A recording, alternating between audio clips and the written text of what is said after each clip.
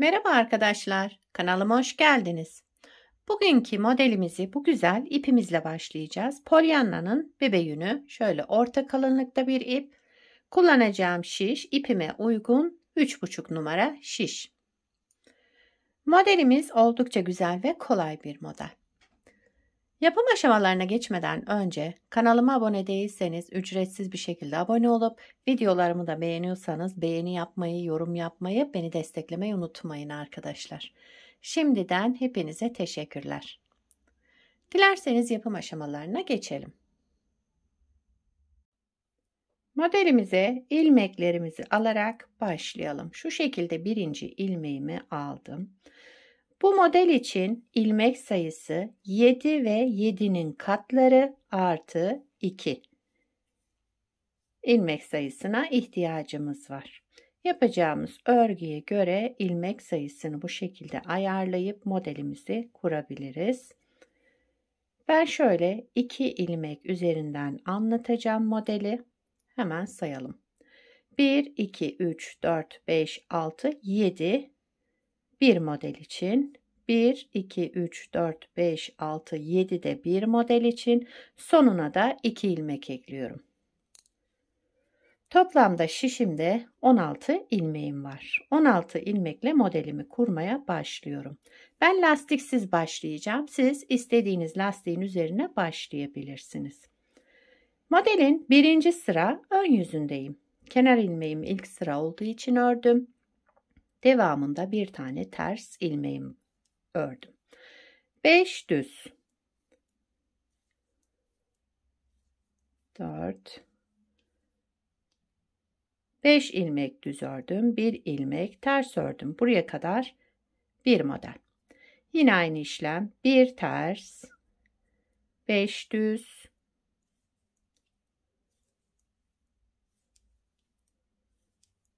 5 ilmek düz, 1 ilmek ters. İkinci modeli de kurdum. Kenar ilmeğimi de düz olarak ördüm. Birinci sıra ön yüzünde bu şekilde ilmeklerimi ayarladım. İkinci sıra arka yüzündeyim. Kenar ilmeğimi örmeden aldım. Şimdi bir düz, 5 ters ilmek. Evet, kenarda bir düzdü. Ortada şimdi 2 düzüm var. 2 düz, 5 ters ilmek. Yine kenarda bir düz, bir de kenar ilmeğimi ördüm. İkinci sıra arka yüzünde bu işlemleri yaptım. Üçüncü sıra ön yüzündeyiz. Kenar ilmeğimi örmeden aldım. Yine ilmeklerimi gördüğüm gibi örüyorum. 1 ters, 5 düz. Üçüncü sırayı da bu şekilde yapıyorum. Ön yüzündeyim. 5 düz.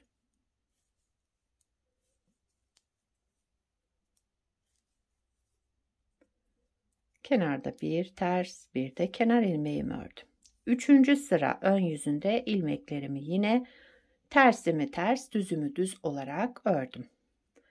Dördüncü sıra arka yüzünde yine aynı işlem. Kenar ilmeğimi örmeden aldım. İlmeklerimi yine bir düz, düz olan ilmeğimi düz ördüm. Ters olan ilmeklerimi de ters olarak örüyorum.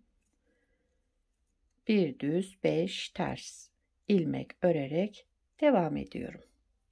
Sıra sonuna kadar bu şekilde yapalım.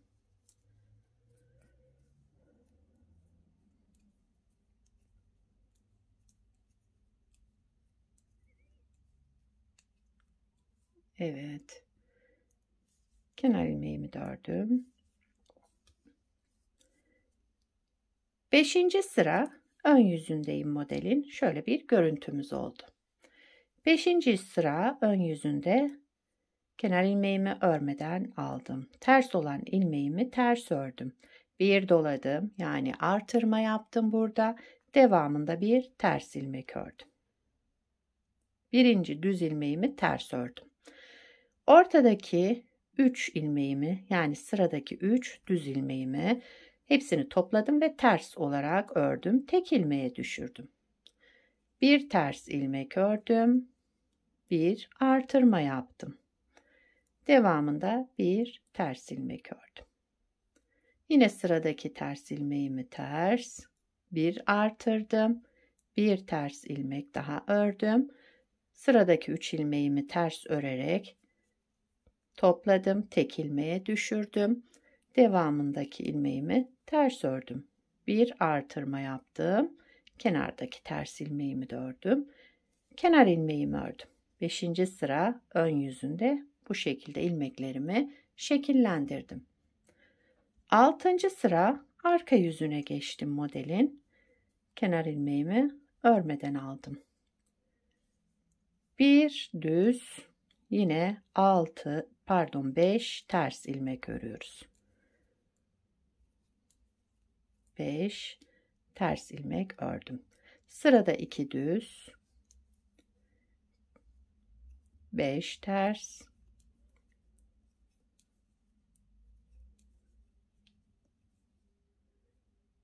1 düz, bir de kenar ilmeğimi ördüm. 6. sırayı da bu şekilde tamamladım. 7. sıra ön yüzündeyim. Kenar ilmeğimi örmeden aldım. Bir düz ilmek, ters ilmek ördüm. Bir doladım. Sıradaki ilmeğimi yine ters ördüm. Ortadaki 3 ilmeğimi şu şekilde topladım. Ters örerek tek ilmeğe düşürdüm. Sıradakini ters, bir artırma yaptım. 2 ilmek ters ördüm. Ortadaki ilmeklerim ters devam ediyor. Bakın şöyle bir görüntümüz var. Yine bir ters, önce bir dolayalım. Artırma yaptım. Daha sonra bir ters ilmek ördüm. Sıradaki 3 ilmeğimi ters örerek topladım. Tek ilmeğe düşürdüm. Yine bir ters ilmek, kesme işleminden sonra bir ters ilmek, bir artırma, sıradaki yine ilmeğimi ters ördüm. Bir de kenar ilmeğimi ördüm.